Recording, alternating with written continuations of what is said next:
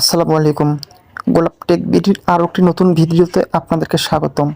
বন্ধুরা, আজকের এই ভিডিওতে আমি আপনাদেরকে দেখিয়ে দেব কীভাবে নাম্বার ব্ল্যাক লিস্টে ফেলাতে হয়। অর্থাৎ আপনাকে যদি বারবার কেউ কল দিয়ে বিরক্ত করে, তাহলে তাকে ব্লক করতে পারবেন, সে কখনোই আপনাকে আর ফোন দিতে পারবে না। কিংবা অজানা নাম্বার থেকে যদি বারবার কল আসে, সেটাকেও আপনি ব্লক করতে পারবেন। এখন কিভাবে ব্লক করতে হয় এবং কোনো নাম্বার যদি আপনি ভুল করে ব্লক করে ফেলেন, অর্থাৎ আপনি ব্লক করতে চান নাই কিন্তু এটা ভুল করে হয়ে গেছে, তাহলে সেটাকে কিভাবে আবার আনব্লক করবেন সেটাও আমি আজকের এই ভিডিওতে আপনাদেরকে দেখিয়ে দেব। তো চলুন শুরু করা যাক।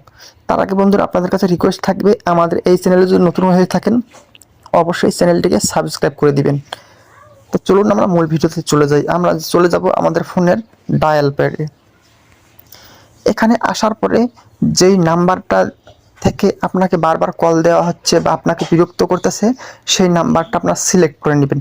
আমি আপনাদেরকে বোঝানোর জন্য এই নাম্বারটা ধরে নিলাম যে আমাকে বারবার কল দিয়ে বিরক্ত করছে, আমি তাকে ব্লক করে দেব। তো সেই জন্য আমাদেরকে যে কাজটি করতে হবে, এই নাম্বারটা যে আছে, এই নাম্বারটা এখানে দেখুন একটি তীর আছে, এখানে আমরা ক্লিক করে দেব। তো এখানে ক্লিক করার পরে এখানে আমাদের কাজ হবে, নিচে দেখুন এই যে একটা লাল লেখা আছে ব্লক, এই ব্লকের উপর আমরা টাচ করে দেব। তো আমি ব্লকে টাচ করে দিলাম।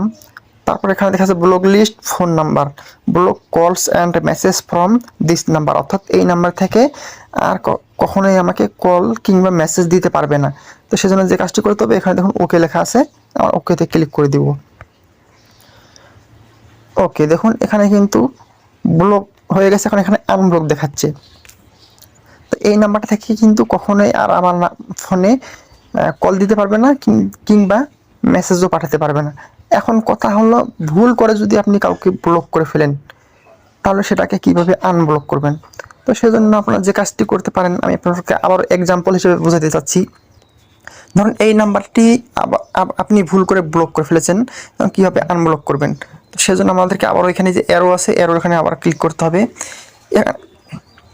এখানে ক্লিক করার পরে এই যে আনব্লক, এখানে ক্লিক করলেই কিন্তু আবার এই ব্লকটা ছুটে যাবে। যদি এই অপশনটা আপনারা খুঁজে না পান এভাবে, তাহলে এখান থেকে বেরিয়ে আসবেন। এখান থেকে বেরিয়ে আসার পরে এই যে দেখুন একটি সেটিংসের আইকন আছে, এখানে আপনারা ক্লিক করে দিবেন। এখানে ক্লিক করার পরে এখানে দেখুন এই যে ব্ল্যাক লিস্ট, এখানে আপনারা ক্লিক করে দিবেন।